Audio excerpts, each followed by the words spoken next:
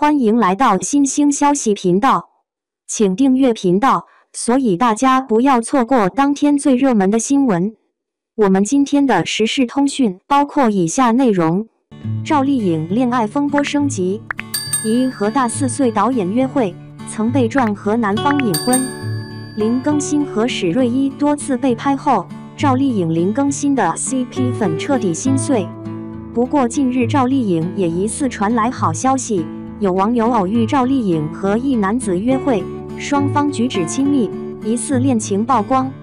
4月25日，一位上海 IP 的网友晒出赵丽颖和男子闲聊的照片，称一切都是最好的安排。这天，赵丽颖穿着白色西装搭配黑色阔腿裤，打扮休闲，她翘着二郎腿，状态十分松弛。至于赵丽颖身边的男子打扮同样休闲，他侧身而坐，感觉脚都碰到赵丽颖了。从肢体语言来看，双方关系相当亲密。大家都很好奇赵丽颖身边男子的身份。随后有知情人士称，这位男子疑似是《乔妍的心事》的导演赵德胤。虽然有人认为这位男子比赵德胤更加年轻和高大，但也有眼尖的网友表示，这位男子脸上有一颗痣，而赵德胤脸部位置同样有痣。演员和导演私下聚餐聊工作其实是很常见的事情，但偶遇者表示，看赵丽颖的状态，应该不是在工作。此外，还有网友发现赵丽颖身边的女子是她的表妹，因此猜测赵丽颖或许和赵德胤恋爱，而家人也知晓她和赵德胤的关系。事实上，赵丽颖和赵德胤的绯闻由来已久，甚至有消息称两人已经隐婚了。这个说法虽然离谱，但赵德胤和赵丽颖确实有不少相似之处，且从不掩饰对赵丽颖的欣赏。赵丽颖常被吐槽农村出身，而赵德胤也有十分坎坷的经历。据悉，赵德胤的祖籍是江苏南京，他在16岁时赴台湾念书，到台湾后他选择学美工印刷，因为只有学美工能有更多时间打工赚钱。后来学设计，也只是因为课余可以接案子营生。因为家贫，赵德胤先后当过工地工人、餐厅厨师、摄影师等，靠打工帮家里还清债务。而赵丽颖出生于河北廊坊一个普通农民家庭，父母都是朴实的农民。因为家境一般，赵丽颖中专毕业后放弃报考空姐，选择去做销售工作。机缘巧合下进入娱乐圈，也跑了多年龙套，才有今天。赵德胤和赵丽颖合作《乔妍的心事》后，多次不吝对赵丽颖的赞美。他认可赵丽颖极具表演天赋，肯定其专业能力出众，能精准把握角色内心，赞赏她为塑造角色提前做足准备的敬业精神，还满意合作中赵丽颖的表现，认为她的表演及创意为影片增色不少。去年年底，赵德胤更是和赵丽颖多次出席电影节，每次亮相都颇为亲密。就好比新加坡电影节上，赵德胤就往赵丽颖身边倾斜；东京电影节后台，两人私下也有同框。电影《乔妍的心事》的票房为1.51亿人民币，赵丽颖一度被吐槽扛不起票房，但赵德胤表示对票房成绩十分满意，侧面维护赵丽颖。据悉，赵德胤比赵丽颖大4岁，并未结婚。除了《乔妍的心事》的心事外，还有《冰毒再见瓦城》等多部代表作，并多次拿奖，在自己领域的成绩并不输给赵丽颖。若两人真的恋爱了，相信网友也会祝福的。若只是洽谈合作，那也期待二人未来能为观众带来更多精彩作品，不负粉丝期待。2. 看完《向阳花》，留给85花的时间真的不多了。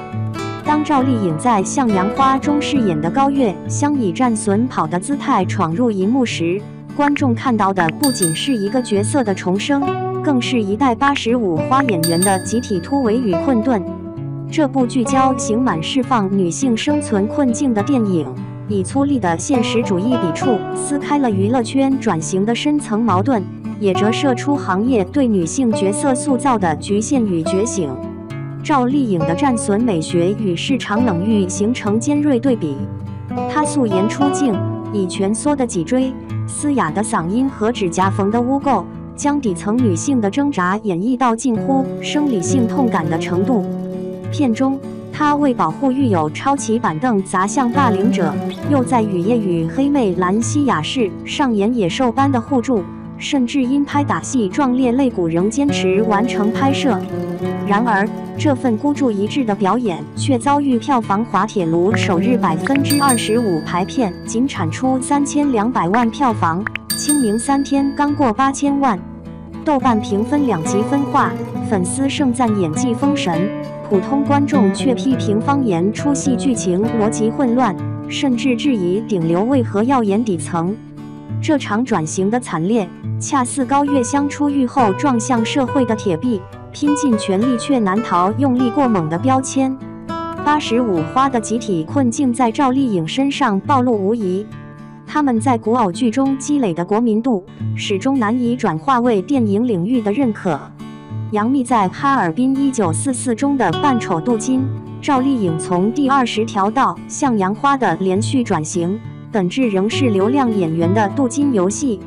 大女主戏的创作窠臼更将他们困于性别翻转的伪命题中。《甄嬛传》的权谋本质仍是男频逻辑，而向阳花试图以全女阵容突围，却被批消费苦难缺乏真实共鸣。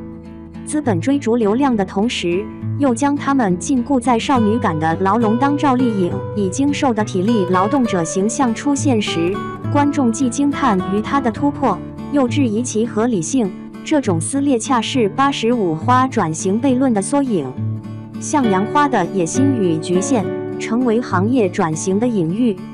影片前半段以近乎白描的手法展现监狱生活的逼仄，废弃监狱实拍带来的窒息感直击人心。后半段高月香与黑妹的江湖历险却陷入以暴制暴的爽片套路，冯小刚标志性的幽默台词消失殆尽，男性凝视的残留如脱，一字正清白的桥段更暴露创作视角的局限。但赵丽颖的突破性尝试不容忽视，从《知否》中隐忍的明兰到《向阳花》里浑身是刺的高月香，她撕掉白瘦幼标签，以骨骼感的精瘦身形和分裂式哭戏右眼落泪左眼含恨，完成从生存智慧到生存本能的进化。这种把自己当快铁的演绎，虽未赢得市场，却为85花的银幕可能性撕开一道裂缝。破局之路需行业、演员与观众的3重觉醒。汤唯评色，借转型，周迅以厘米的猜想突破的历史证明，好角色不分载体，质问深度。凯特·温斯莱特在《东城梦魇》中展现的中年女警形象，皱纹与疲惫皆是勋章。85花若困于少女感，终将错过中年角色的黄金期。市场虚荣的下不完美女性，正如向阳花中高月香的狡黠与狼狈，黑妹的野性与脆弱，这些粗粝的毛边才是真实人性的机理。当资本仍在计算女性题材红利，当观众沉迷于爽感与完美人设，真正的转型只能止步于口号。赵丽颖的战损跑是一面镜子，若85花继续在流量安全区徘徊，他们或许能保住商业价值，却注定与演员2字渐行渐远。留给他们的时间真的不多了。